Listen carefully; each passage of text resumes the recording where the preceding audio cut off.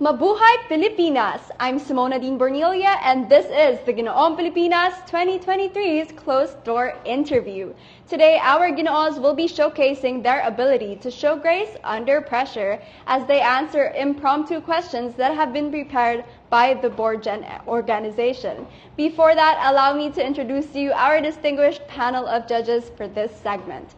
Our first judge is an accomplished pageant director and the person behind outstanding pageants like Cebu Tropical Hunk and Mucha sa Sugbo pageant. He has also headlined significant school pageants like Mr. and Miss USJR, Mr. and Miss MedTech Southwestern University, Velas College, and Cebu Doctors University. He is also a national director of an international male pageant. Aside from being a pageant icon, he is also a seasoned hotelier and businessman. Mr. Doblado is the CEO of Cebu Century Plaza Hotel, City Center Suites, and Royal Cebu Hostel. Give it up for Mr. Ricardo Doblado. Our next judge is an organizer of numerous pageants and is also the HR manager of Cebu Century Plaza Hotel and City Center Suites. Let's welcome Archie Yunson. Our next judge is a celebrity makeup artist who is also the VP for Aesthetics of Boardgen Entertainment Ventures, the company that owns Ginoong Pilipinas and Mr. Universe Tourism. Let's hear it for Mamutunet Chua. Our next judge is the CEO of Boardgen Entertainment Ventures, the owner of Ginoong Pilipinas and Mr. Universe Tourism. Coming all the way from Manila, let's all welcome Mr. Manix Hanave. Now our last judge is the reigning Mr. Universe Tourism Grand Winner, who has just been recently crowned in Bali, Indonesia. He's now one of the most sought-after models not only here in Cebu, but nationwide. Let's give a round of applause for the pride of Cebu, Mr. Eric Leonard Visser. Now I won't delay this any longer. Let's get the ball rolling, starting with our first candidate, Ginoong Pilipinas, Bacolod.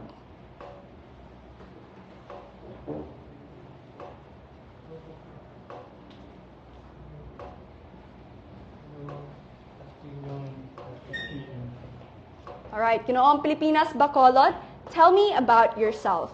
Ano ang masasabi mo tungkol sa iyong sarili? Okay, so good afternoon. So I am Fritz Harvey Dormentes and I'm representing the City of Smiles.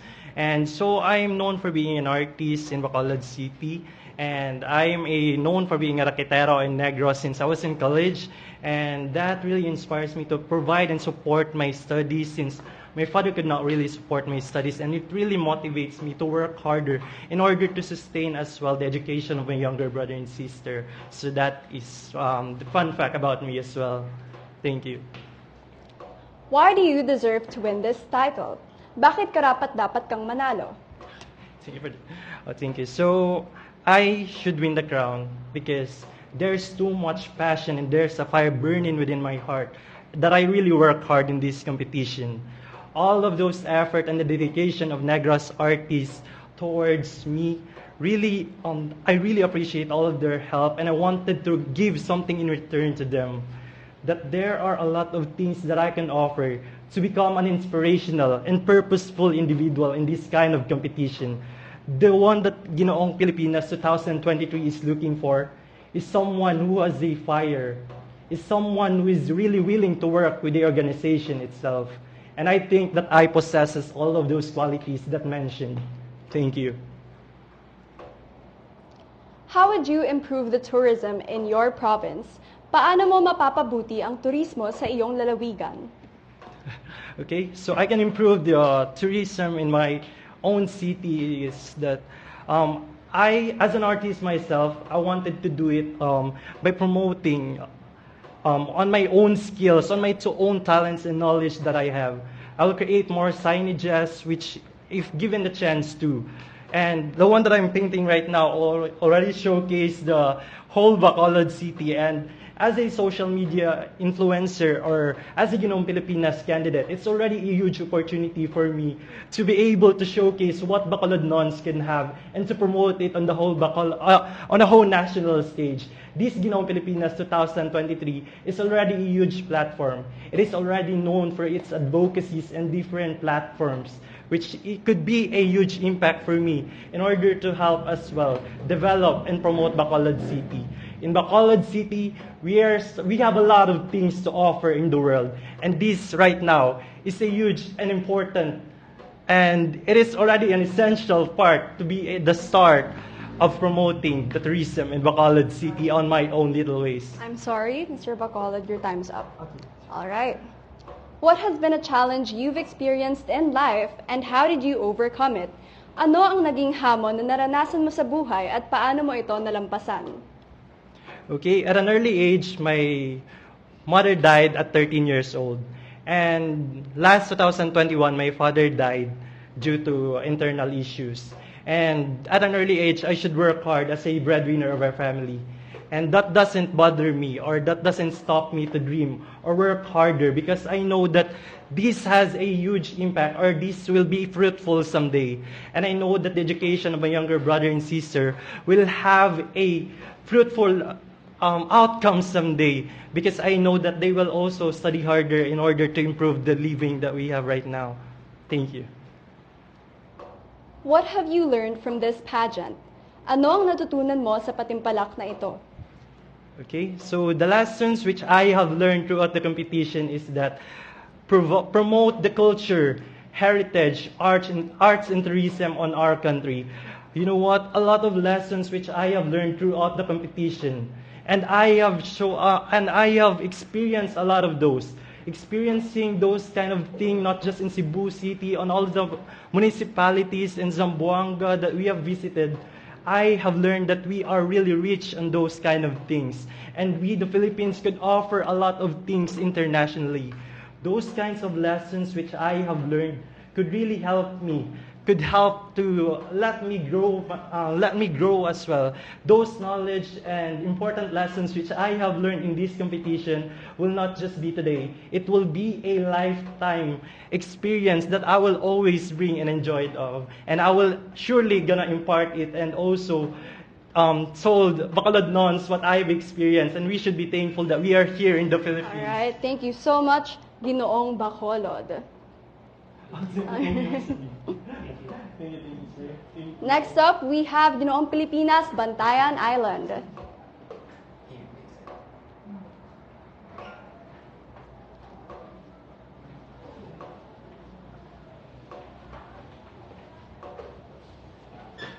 Ginoong Bantayan, tell me about yourself. Ano ang masasabi mo tungkol sa iyong sarili? Hi, good afternoon, Nadine. Myself is just a representation of my island, because I've always been active in my community since then, and that's a good thing of being part of this platform, because I get to involve and engage to different places as well, getting to know what is something in a place that I can bring forth in my own island. Because Bantayan is just small, yet it's a big and massive island. There's a lot of unspoiled beaches actually in our island. So a lot more, the resort there, and just like what I've said, I'm just an island boy, a representation of my island. Why do you deserve to win this title? Bakit karapat-dapat kang manalo? As a community leader for like quite years, I really deserve to win this platform, because like what I've said, I'm into tourism as well. And I know that this platform adheres to the culture, heritage, arts, and tourism. So if I will have this platform, I think this could be a good circuit for our products in Bantayan, like the danggit and a lot more to share and also to put up on social media. And the advent of technology, there's always a possibility so we can have a good change in our island. How would you improve the tourism in your province? Paano mo mapapabuti ang turismo sa iyong lalawigan? This is a good question, because like I'm active on TikTok and on Facebook as well. Through social media, we can share our products, our places, and going somewhere in Bantayan is a good thing because the moment I take pictures and post that one on social media, there would always be a huge, massive engagement on social media. And that I think the best option for me if I'll have the platform because I'm actively posting different places in Bantayan and I was able to help a lot more and bridge opportunities to other people as well. Because if you don't mind, I have a platform so-called Uswag Bantayan. And a lot of investors from different places would come because they want to see the platform called hydroponics. So it's just a conversion of plastic bottles into a sustainable platform. And the good thing, because the frontliner of that platform are out-of-school youth. So they get to engage and they also help one another. Yeah. What has been a challenge you've experienced in life and how did you overcome it? Ano ang naging hamon na naranasan mo sa buhay at paano mo ito nalampasan? This is quite personal. So, yeah, I belong to a broken family. So, ever since, I'm always grateful with my father and stepmom because they get to support and, being behind my back anytime despite the reality. And that's a huge challenge when I knew that my mom is not my real mother. However, looking at the bright side, I always look to something that would help my growth, especially as someone who is second man in the family. So I'm also a breadwinner, so that's the huge challenge that I always see. However, overcoming it is just part of the process of life. What have you learned from this pageant? Ano ang natutunan mo sa patimpalak na ito? Yeah, along our journey in Ginoong Pilipinas, I've always been grateful with my fellow candidates because going to different places, get to know the history, the heritage, the culture, and a lot more, the products as well.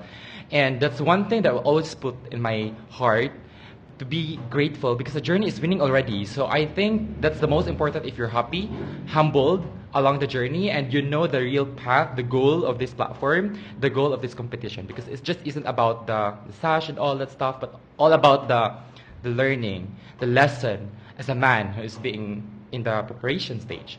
So just like that. All right, thank you so much, Ginoong Bantayan. Next up, we have Ginoong Pilipinas, Maramag Bukidnon.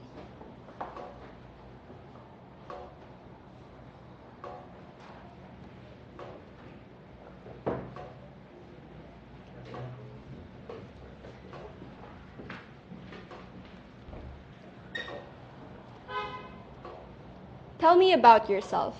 Ano ang masasabi mo tungkol sa iyong sarili? Hi, I'm Louis Christian Bahon. I live in Bukidnon. I am currently working at an NGO for reforestation. Basically, I can relate to the vision of Ginoong Pilipinas because we are also promoting sustainability where our work.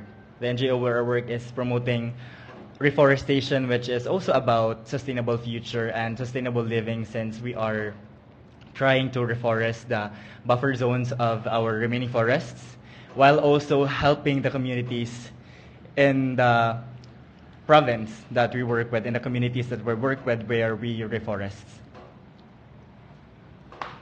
Why do you deserve to win this title? Bakit karapat-dapat kang manalo? I deserve to win because I will use the platform that Ginoong Pilipinas would give me. I will use this to enhance the projects of the communities.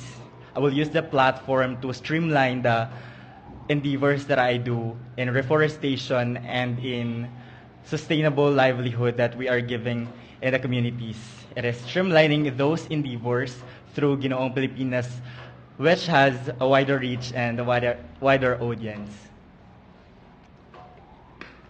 How would you improve the tourism in your province? Paano mo mapapabuti ang turismo sa iyong lalawigan? I joined Ginoong Pilipinas to help the province, to help Bukidnon rise above other provinces and become also a model of other provinces when it comes to highlighting the tourism endeavors that we do. In helping my province is to promote the products that we have, to promote the sceneries that we have also. We have so many different spots in Bukidnon.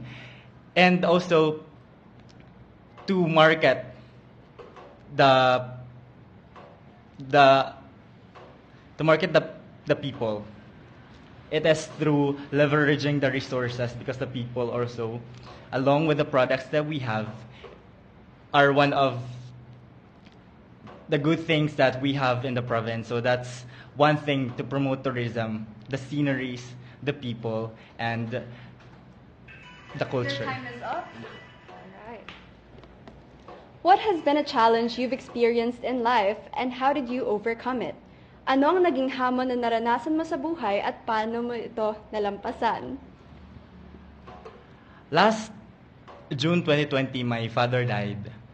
I lived with him because they were separated with my mother. So after he died, I completely separated from the entire family. So I live alone, I become independent, and I pay my own bills basically. And in life, I could say that you just have to make yourself strong amidst circumstances, because problems are part of life. They are always natural. But to try again could be a ladder for your life to go from 0 to 100% real quick.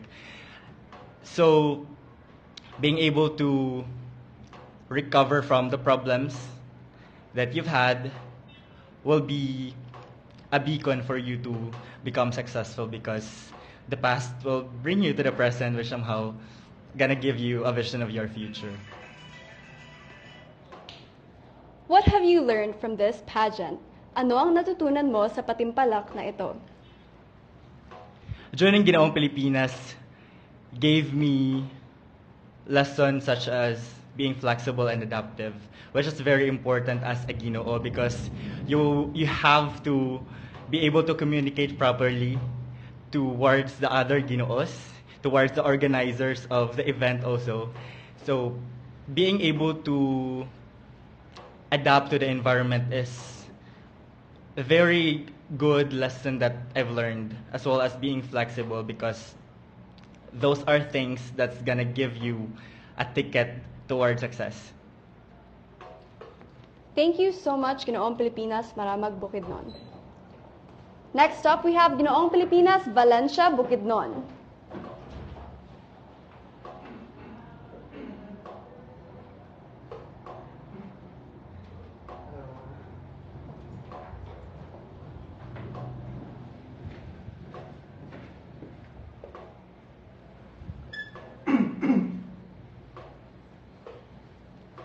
Tell me about yourself. Ano ang masasabi mo tungkol sa iyong sarili? Ako po si Christian J. Rivas from Valencia City, Bukidnon. Ako po ay isang atleta since grade 7 at ito po ang naging tulay ko para magkaroon ng scholarship sa school at matulungan ko ang aking parents. So, after that, nagka-tension ako or nahilig ako sa pageantry. That's why I'm here today to prove myself to all of you. Why do you deserve to win this title? Bakit karapat-dapat kang manalo? I mean, kaming lahat ay karapat-dapat manalo dahil we exerted a lot of effort and sacrifices for this event. So, I think we all deserve to be crowned as Ginoong Pilipinas, but it is my determination to win this pageant. And I think that is more than enough for me to win Ginoong Pilipinas. How would you improve the tourism in your province? Paano mo mapapabuti ang turismo sa iyong lalawigan? As a hospitality management student in Central Mindanao University, Bukidnon, I can help my province through maximizing the use of social media. I will help my local community to be known, not just in our community, but all over the Philippines. What has been a challenge you've experienced in life and how did you overcome it? Ano ang naging hamon na naranasan mo sa buhay at paano mo ito nalampasan?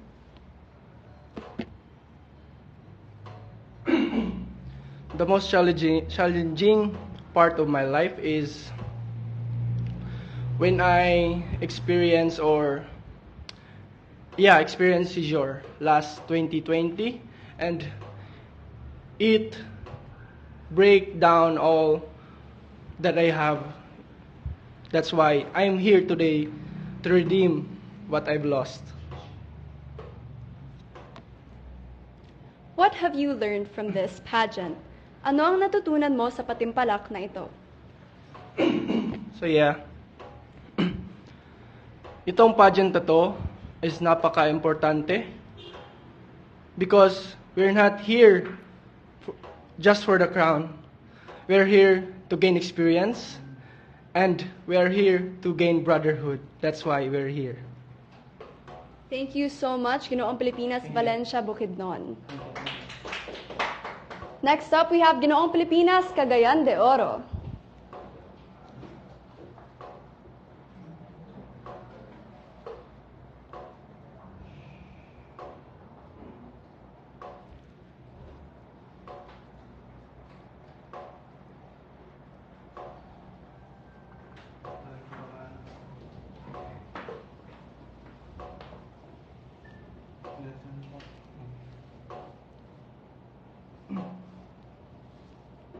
Tell me about yourself. Ano ang masasabi mo tungkol sa iyong sarili? About myself is I'm currently studying right now in Bukidnon State University, taking up Bachelor of Science and Hospitality Management. And tsaka po, ako po ay student athlete at yun lang po. Why do you deserve to win this title? Bakit karapat-dapat kang manalo? Karapat-dapat akong manalo sa title ng Ginoong Pilipinas kasi may advocate ako at para sa akin ay ito ay isasabi ko sa iba't ibang tao at para malaman nila kung ano yung gusto kong ibig sabihin at mapatunayan. Yan lang. How would you improve the tourism in your province? Paano mo mapapabuti ang turismo sa iyong lalawigan? Para sa akin ay ang gagawin ko ay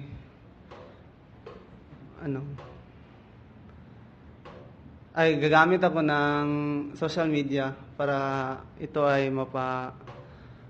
tourism natin. Kasi alam naman natin na ang social media po ito ay the powerful tool that we can use. What has been a challenge you've experienced in life and how did you overcome it? Ano ang naging hamon na naranasan mo sa buhay at paano mo ito nalampasan? Sa akin ay yung nagiging pressure ako sa example po sa sinasalihan ko po at nilalampasan ko lang to sa pag-enjoy na lang. Yan lang. What have you learned from this pageant?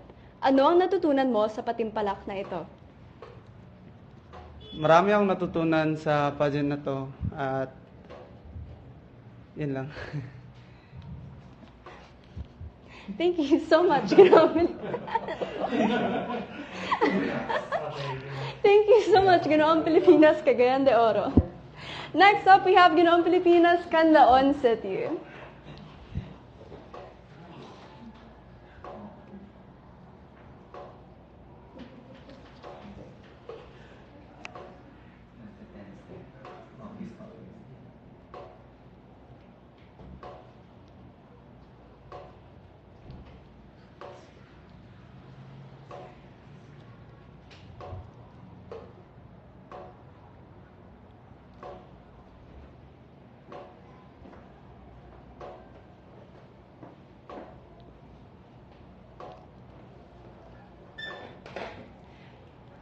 Tell me about yourself. Ano ang masasabi mo tungkol sa iyong sarili? First, good afternoon to everyone. Good afternoon, Simone. I'm Ariel H. Camporedondo. I am 29 years old, and I'm representing Canlaon City of Negros Oriental. Yeah. Why do you deserve to win this title? Bakit karapat-dapat kang manalo? Yes, contrary to the common belief that Ginoong Pilipinas and pageant like this is only just a show of beauty, body, and do it. I think Ginoong Pilipinas serves more purpose than that. Ginoong Pilipinas actually provides a platform for the candidates, especially the winner, in order to voice out their advocacies. I believe that I should win Ginoong Pilipinas because I embody a Ginoong Pilipinas, I embody the advocacy, which is to promote tourism, culture, particularly culture, heritage, art, and tourism. And now, after that tour in Kalusuan, we're also promoting ecotourism, which means that we promote tourism without damaging the environment.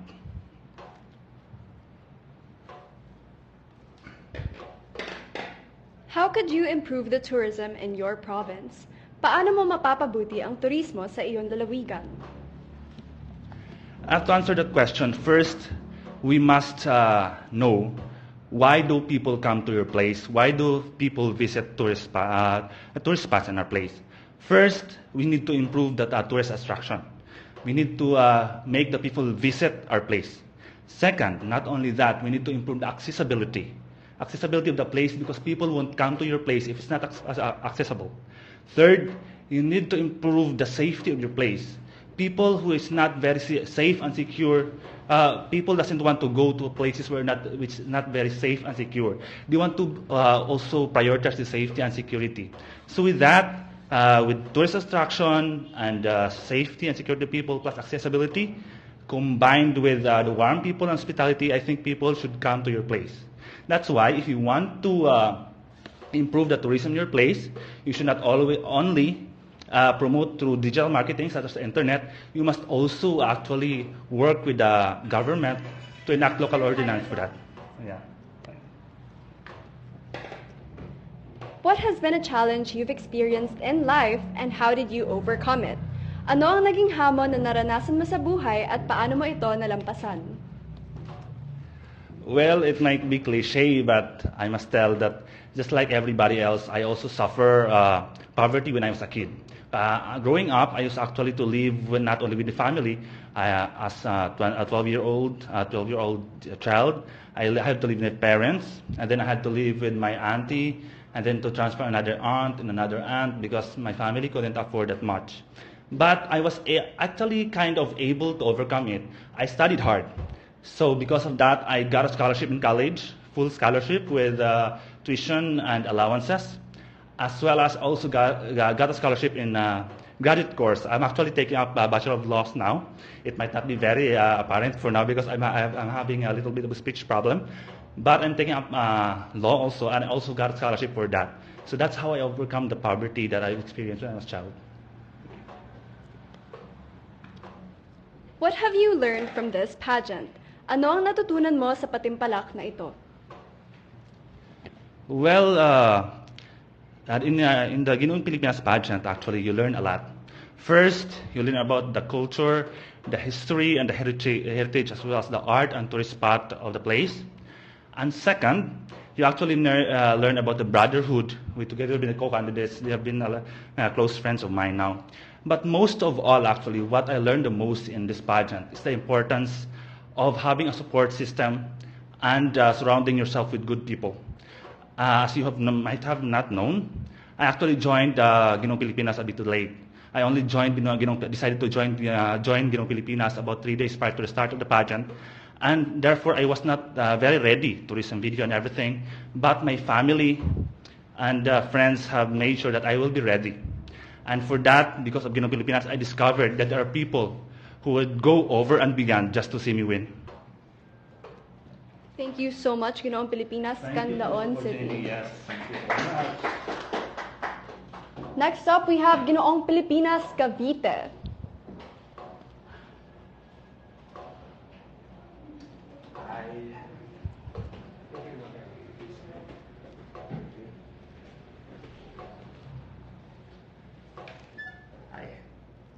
Tell me about yourself. Ano ang masasabi mo tungkol sa iyong sarili? Okay. Tungkol sa akin po is I'm an advocate po of helping working students. And bukod doon, of course, masyadong mahaba if ikukwento ko yung buong life story ko and my own experiences as an individual person. Pero ayun, ang pinaka-obvious na pwede ko masabi is that I'm artistically inclined. Of course, alam naman ng lahat is kapatid ako ni Jerome Ponce. And what else I can share is that I have a mission po. I have a mission to promote my advocacy, which is yung to help nga po yung working students. And of course, as a tourism student, advocacy ko din is to promote yung tourism sa Philippines. And of course, sa ibang lahi din po. Why do you deserve to win this title? Bakit karapat-dapat kang manalo? Okay. Karapat-dapat akong manalo dahil bukod sa life experiences ko, I've joined this pageant because ito yung real reason bakit ako nag-join ng pageant is because pagod na ako sa trabaho ko outside this pageant, which is I've been doing live selling for a live selling shop, which is lately na-realize ko it's not the live selling yung napapagod ako, which is napapagod ako dun sa everyday life ko na I've been losing a purpose na parang is it gonna be like this na lang always na magtatrabaho na lang ba ako talaga? What's my purpose in life? Which I found out nung dito na ako sa competition, I have a better purpose, which is to inspire and influence others. And yes, with the help of Ginoo, napopromote ko din yung tourism. Sorry, your time is up. Okay. How would you improve the tourism in your province? Paano mo mapapabuti ang turismo sa iyong lalawigan?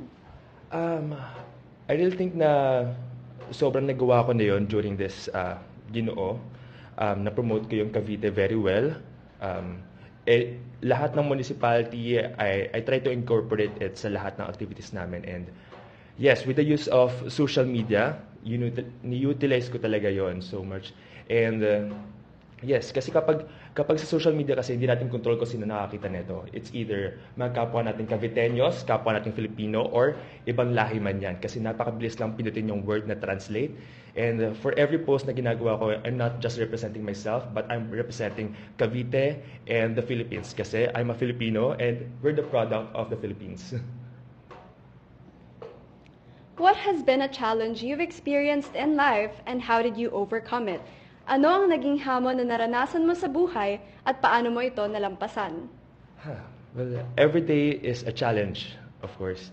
And today, dito sa competition na to, it's also a challenge. Pero ang pinaka-tumatak sa akin is yung everyday ko with my self-doubts. So, ngayon nandito naman ako, nakikita niyo lahat. It only means na every day I overcome that self-doubts ko. So, ayun. Yun lang siguro yung masasabi ko. What have you learned from this pageant? Ano ang natutunan mo sa patimpalak na ito? Okay. Ang pinaka-natutunan ko talaga is, just like I mentioned kanina, is that a better purpose, which is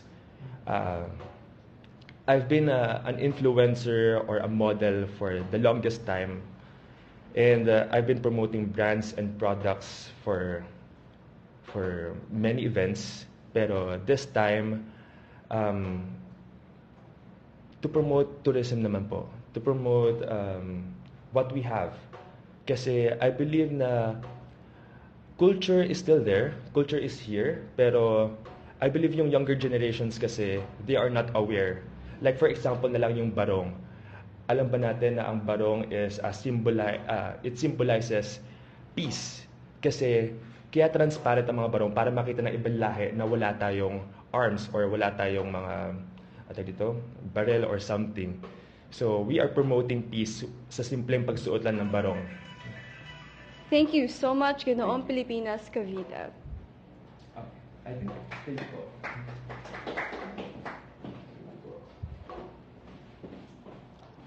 Next up, we have Ginoong Pilipinas, Cebu City.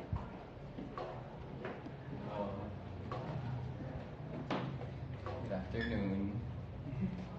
Tell me about yourself. Ano ang masasabi mo tungkol sa iyong sarili? Well, my name is Lars Can Dawson. I'm 21. And a few interesting facts about myself is I'm actually currently a business owner. That's one of my advocacies to promote not just entrepreneurship but social entrepreneurship, since I believe that for us to be able to boost the economy, we have to start in each of ourselves to teach every one of us to do business. I think business is a very good thing, and it is well supported by the government. So I believe that if ever I could teach or inspire other people to do business, even I at the age of 21, I already have 2 cafes. So if I can be an inspiration for even one person, that would be a very big achievement for me.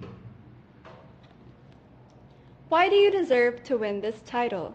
Bakit karapat-dapat kang manalo? Well, being Ginoong Pilipinas is both an honor and a responsibility. But I think that what the organization is looking for is an ambassador for culture, heritage, arts, and tourism, which I believe I embody. Culture having of mixed descent, I believe that my culture can be sometimes confusing, but I really consider myself imprinted in the Cebuano culture, and I would love to bring that to the national stage and even in the international stage. And for my heritage and arts and tourism, we can all promote, especially me coming from Cebu City, we are at the center of it all. So if I could be able to represent the Philippines on a national level or through the universe, I believe I will be the best beacon for that job. Thank you. How would you improve the tourism in your province? Paano mo mapapabuti ang turismo sa iyong lalawigan?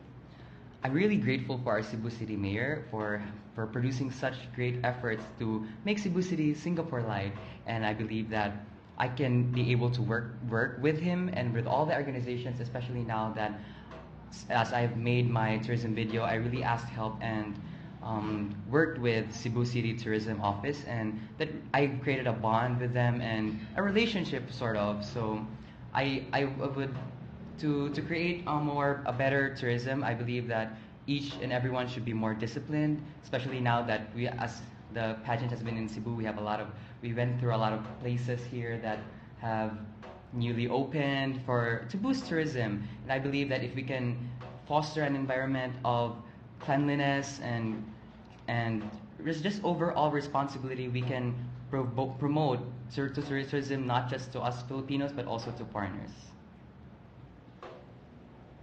What has been a challenge you've experienced in life, and how did you overcome it? Ano ang naging hamon na naranasan mo sa buhay at paano mo ito nalampasan? Well, as a child, I was really shy and more of reserved. I would say sheltered even. But the pandemic really gave me a silver lining. It really made me realize that life can be so much more than just being on my shell or being in a bubble. Well, not that kind of bubble in the pandemic. But so after that, I made it a point that to experience a lot of more things that I haven't really wanted to experience because I'm either too scared or too shy. So I think that is my biggest challenge, which is myself and my self-doubts, and I've overcome that through joining this pageant. I'm here in the national stage. I sometimes still can't believe it that how I've managed to get here in the pageant, that so many people are watching and especially representing Cebu City, which is such a powerhouse, but I'm just truly grateful. What have you learned from this pageant? Ano ang natutunan mo sa patimpalak na ito? Out of all the things that I've learned, I think one of the top of my list is camaraderie. It's a very big cliche, but the brotherhood that I've made with my fellow candidates has really really ingrained a special place in my heart. And I think one of the most, probably the bittersweet thing this pageant ending is I'll probably miss my brothers. Yeah, it's really a mix of emotions of this pageant ending, and I think that's the biggest thing that I've learned: camaraderie, support for each other. Even though this is a competition, we are always all supportive. We even like borrow things, and I didn't feel any sort of competition. In fact, we're in a competition, so I'm just happy that I've gained brothers for life. Yes. All right, thank you so much, Ginoong Pilipinas, Cebu City. Thank you so much. Next up, we have Ginoong Pilipinas, Cordillera.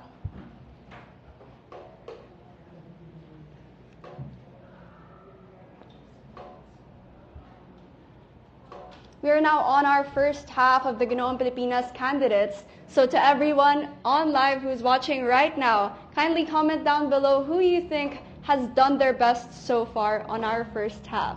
We'd really like to know what you guys think.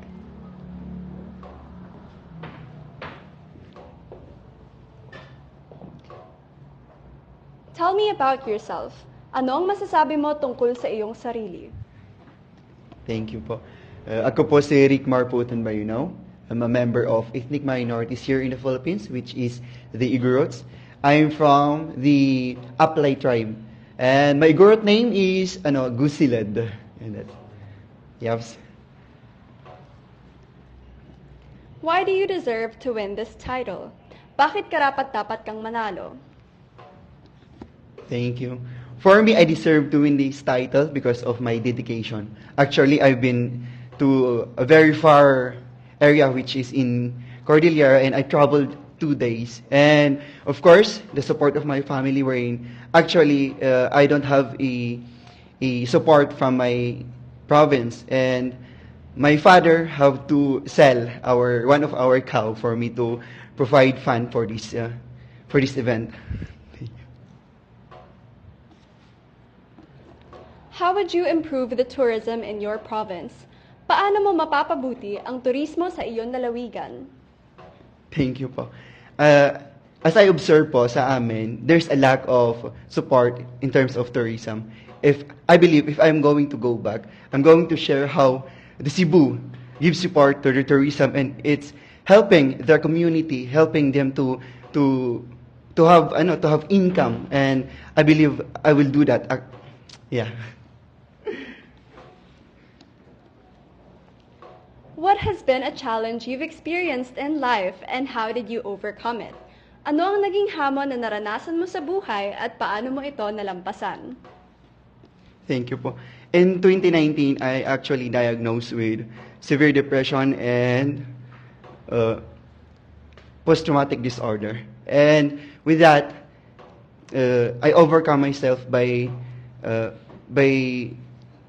just because I'm a student leader and I have trainings about mental health, and I always remember the ABC wherein you have to be yourself for the B, and consult doctor, and A is accept that you have a sickness in your there's something wrong with yourself. And now I'm a advocate of also with mental health awareness, and we've been to a lot of schools and mountain province and the whole Cordillera to speak on or to have an educational campaigns on mental health awareness. Thank you. What have you learned from this pageant? Ano ang natutunan mo sa patimpalak na ito? I really do a lot of learnings here in pageant. At first, this is malayo po ito sa comfort zone ko for pageantry. But right now, I see myself as a tawag dito. I go beyond extra mile na. And that at ngayon, I see myself as parang sorry po. Nagkakabahan ako. Sorry po. Parang, I learned a lot wherein, parang, I go out with my comfort zone kasi doon sa amin, iba talaga, like, you have to be limited in everything. Pero ngayon, parang, kaya ko pala ito, parang ganun. Thank you so much, Ginoong Pilipinas, Cordillera. Thank you. Next up, we have Ginoong Pilipinas, Dalaget.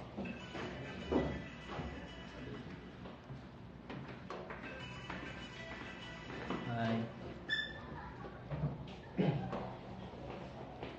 Tell me about yourself. Anong masasabi mo tungkol sa iyong sarili?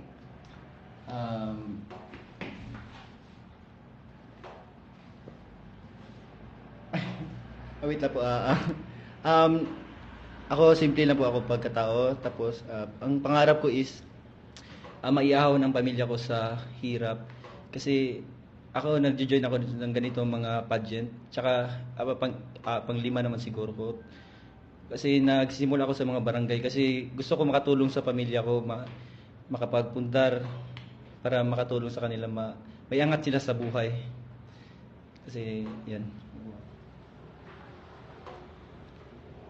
Why do you deserve to win this title?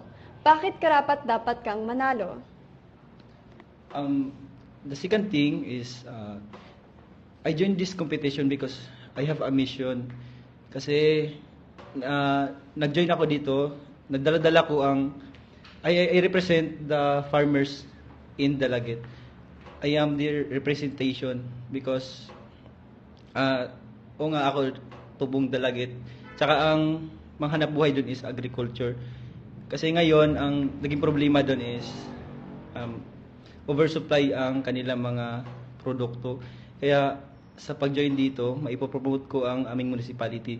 Saka pag lumago ang turista doon, yun, makakatulong sa amin sa demand ng products doon. How would you improve the tourism in your province? Paano mo mapapabuti ang turismo sa iyong lalawigan?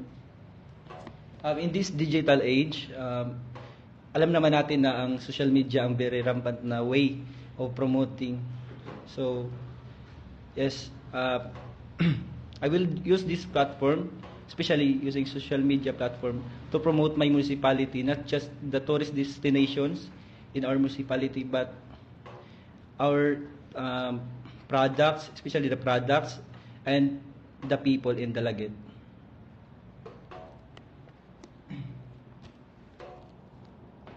What has been a challenge you've experienced in life and how did you overcome it?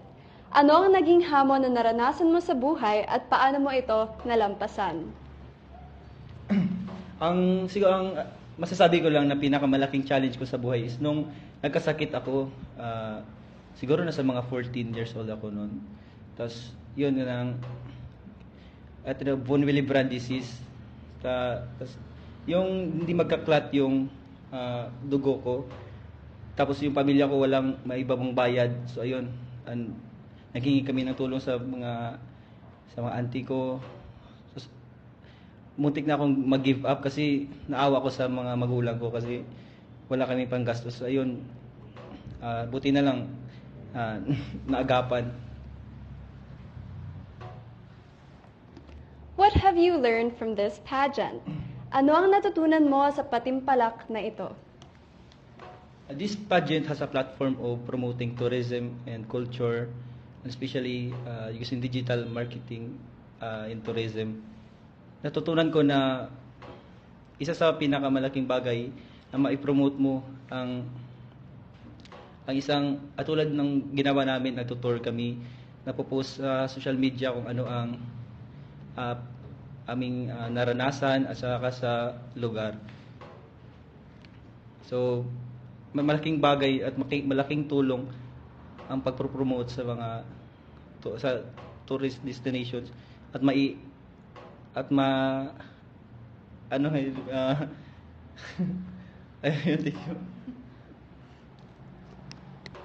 Thank you so much, Ginoong Pilipinas, Dalagat. Next up, we have Ginoong Pilipinas, Iloilo.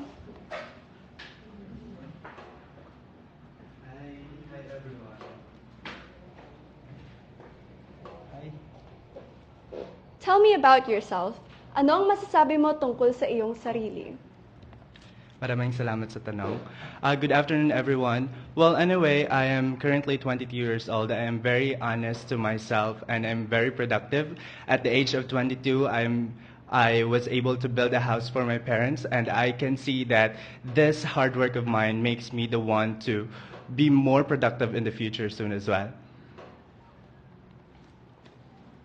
Why do you deserve to win this title? Bakit karapat dapat kang manalo?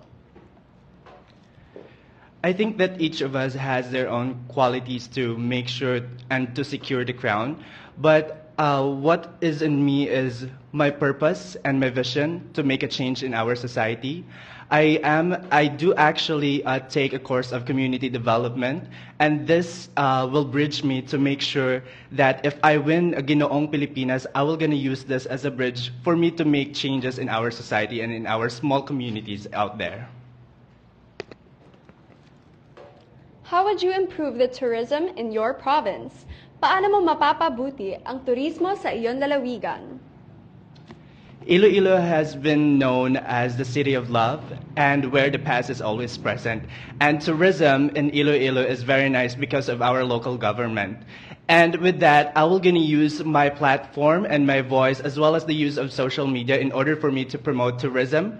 And I will gonna use this platform to promote Iloilo globally. So that we are not just known as the city of love, but we are more on our people. Our people is very more hardworking, and they are very resilient in times of uncertainties. What has been a challenge you've experienced in life and how did you overcome it?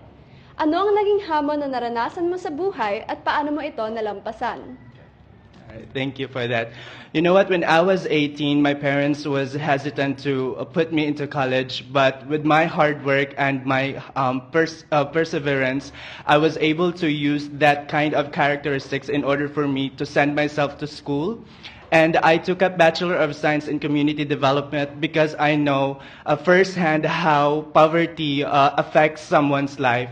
So my education and this challenge that I experienced, I really wanted to break the cycle of poverty in my family. So right now, I'm working as a talent acquisition representative in one of the rising BPO company in Iloilo and here in Cebu.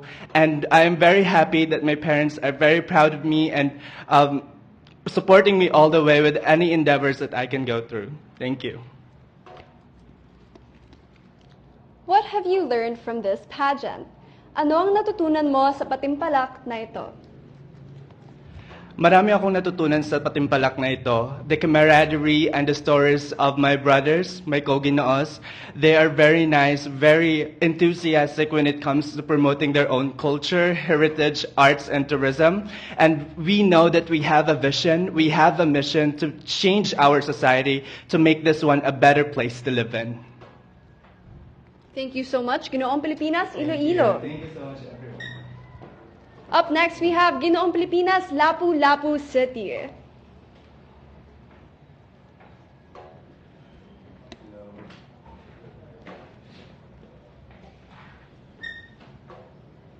Tell me about yourself. Anong masasabi mo tungkol sa iyong sarili? Ako po ay nagtuturo po sa review with regard sa board examination for licensure for criminologist. Almost 2 years po ako nagtuturo doon. Then, isa po sa aking natutunan sa pagtuturo sa review is marami akong nakasalamuhan na iba't ibang tao. Nakapunta na rin ako sa Tawi-Tawi, sa Lanao, sa aking pagtuturo po sa review. So, isa po sa yan na masasabi ko tungkol sa aking sarili po.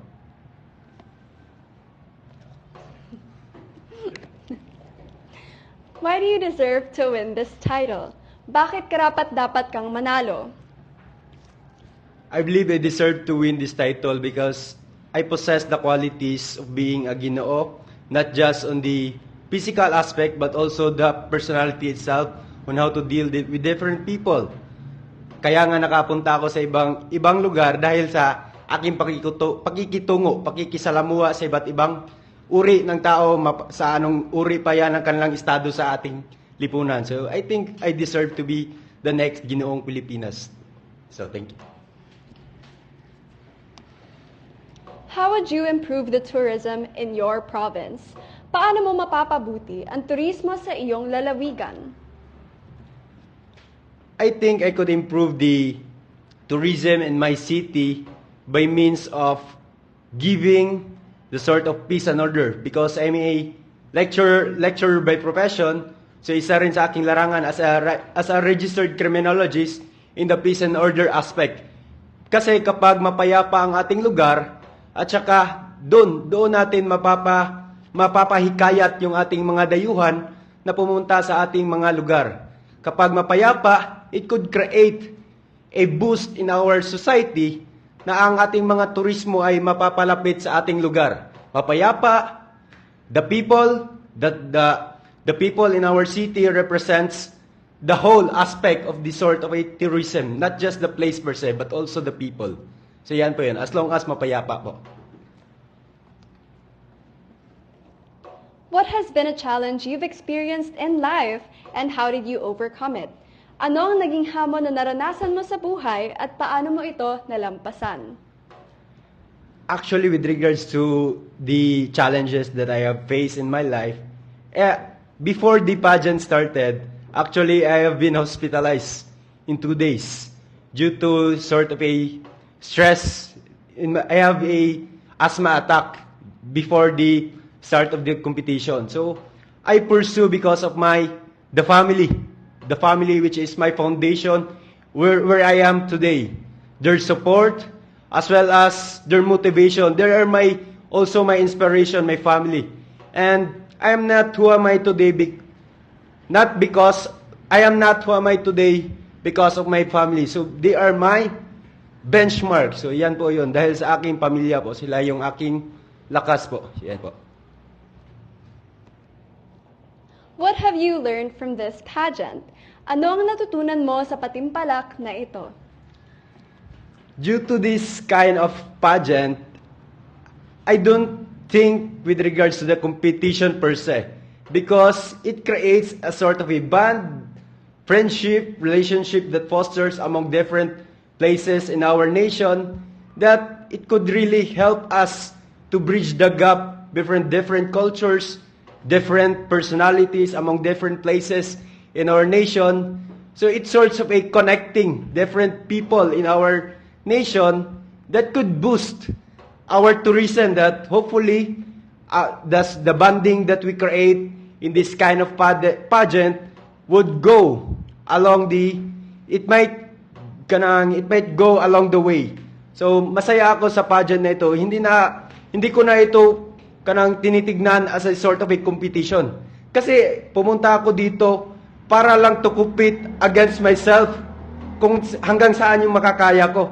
So hindi ko na inaano yung mga sorry po. I'm sorry. Thank you so much, Ginoong Pilipinas, Lapu-Lapu City. Next up, we have Ginoong Pilipinas, Mandaue.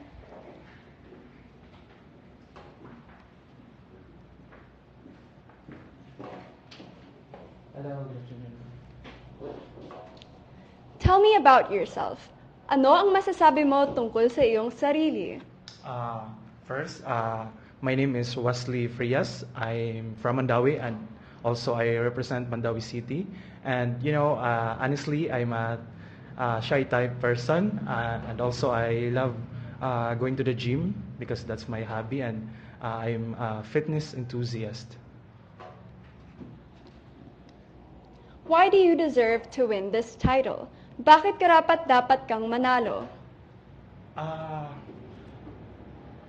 I deserved to get the crown because of my advocacy, which I want to promote, and also I think it's very helpful nowadays because my advocacy is about fitness and wellness, and we all know that there's a pandemic, there's still a threat, and yes, I believe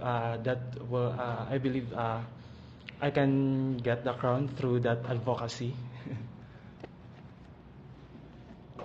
How would you improve the tourism in your province? Paano mo mapapabuti ang turismo sa iyong lalawigan? I'm a part of the tourism industry because I am a tourism student, and I work as a hotelier, and I can improve our tourism through, if I will go back to the work after this pageant, through promoting to the foreign, because as what I've experienced, there's a lot of foreigners asking what Philippines can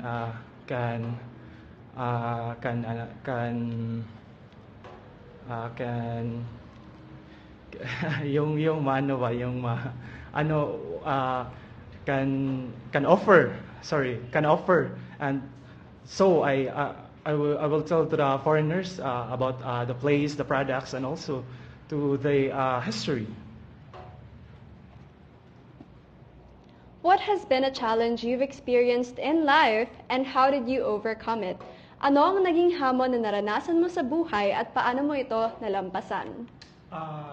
The greatest challenges in my life I've encountered when I was in high school.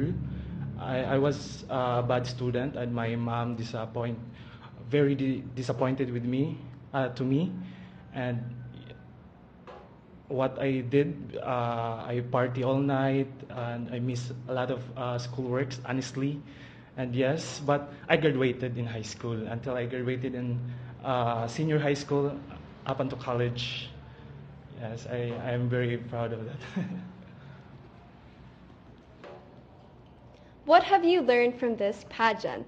Ano ang natutunan mo sa patimpalak na ito? This pageant is very challenging. You know, male pageant is very challenging because we need to become well prepared in terms of our physical and you know, our in rational, because we need to work out to get best physique, and also we need to review to prepare the Q&A. And what I learned is what I learned is we need to become you know, we need to become hospitable because we are Ginoong Pilipinas. We need to be kind and also respect to the other people around us. Thank you so much, Ginoong Pilipinas, Mandaue. Next up, we have Ginoong Pilipinas, Talisay City.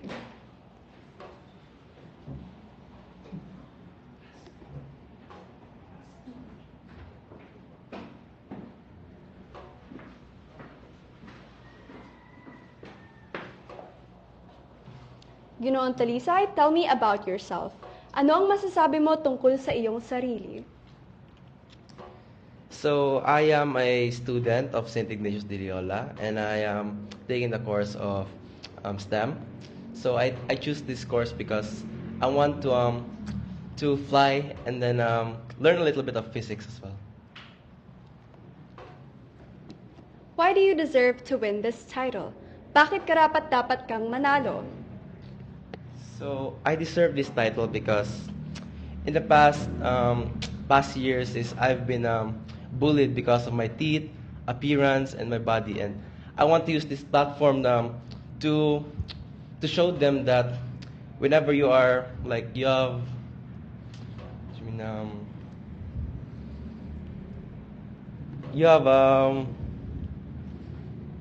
insecurities about your body. How would you improve the tourism in your province? Paano mo mapapabuti ang turismo sa iyong lalawigan? So what can I promote the tourism of our place is that I would always promote the shrine of Arthur MacArthur, not just Arthur MacArthur, but also the Halad Inasal Festival.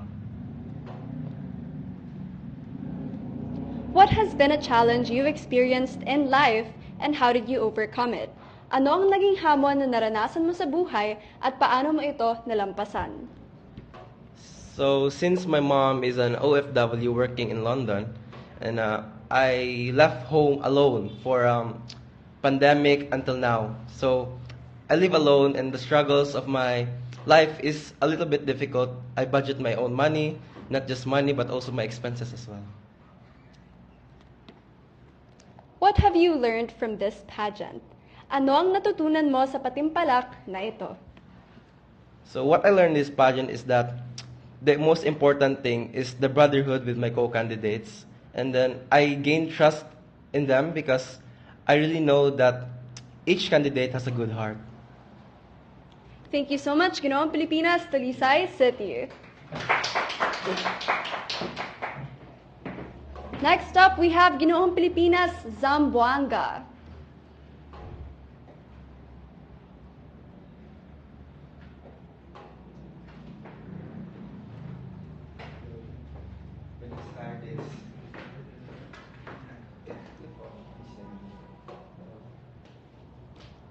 Ginoong Zamboanga, tell me about yourself. Anong masasabi mo tungkol sa iyong sarili? Hi, good afternoon, ladies and gentlemen. I'm Errol Bilisi Pilanga. I'm a graduate of PS Industrial Engineering, and I'm so happy with in terms of my course because it helped me a lot. Because I'm inspired, I'm aspiring entrepreneur. Therefore, I'm also the one who are actually sufficing my father in terms of other expenses. And right now, I'm all by myself. But then again, this has have really great experience in terms of my pageantry because of other people here. So I find it get enjoy. Why do you deserve to win this title? Bakit karapat-dapat kang manalo? I deserve to win these pageants because as a child in elementary and high school until college, I used to have these entrepreneurial ambitions in myself. With these entrepreneurial ambitions, I've actually developed and learned my perseverance, hard work, and determinations. I believe that these qualities, this hard work, determination, is what a Ginoo possess, or in English, a gentleman possess. I deserve to win the crown and to wear the crown because I will bring this aspect to amplify my voice to everyone and to actually create a great experience and to relate to other people, to inspire them to have their entrepreneurial ambitions in life. So that is why I deserve to be the next Ginoong Pilipinas. How would you improve the tourism in your province? Paano mo mapapabuti ang turismo sa iyong lalawigan?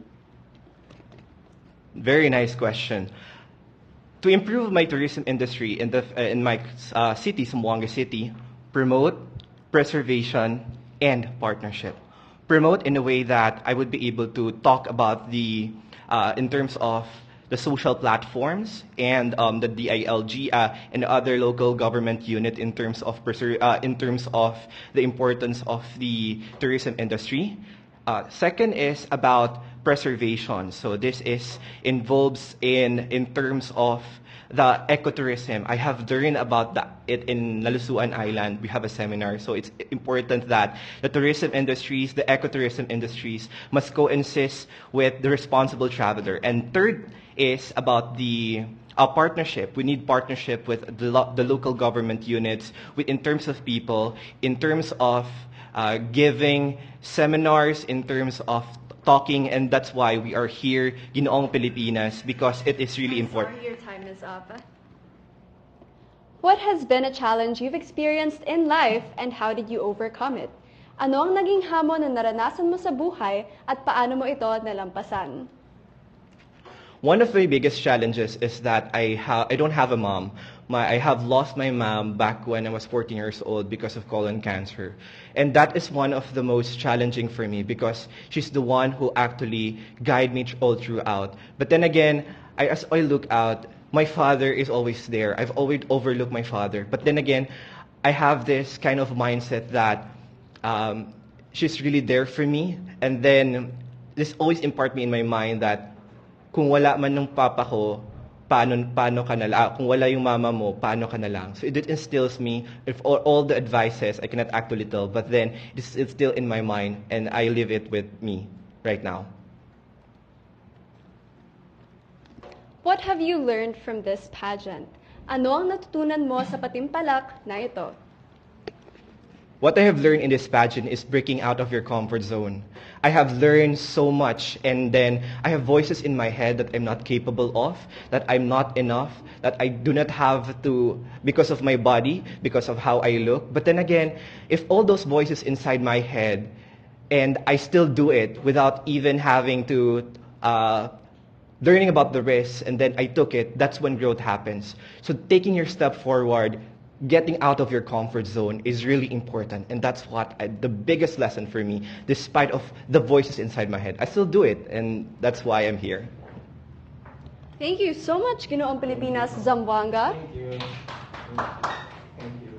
There you have it, ladies and gentlemen. That wraps up this segment of the Ginoong Pilipinas 2023 competition. We'd like to thank City Center Suites, our official venue and residents for making this event possible. We'd also like to invite everyone to watch the Coronation Night happening tomorrow, May 20 at 7 p.m. in the Il Corso Mall. Who do you think did the best in the personal interview this year? Comment your thoughts down below. This has been Simona Dean Bernilia, your host for Ginoong Pilipinas 2023's Closed Door Interview. See you all tomorrow!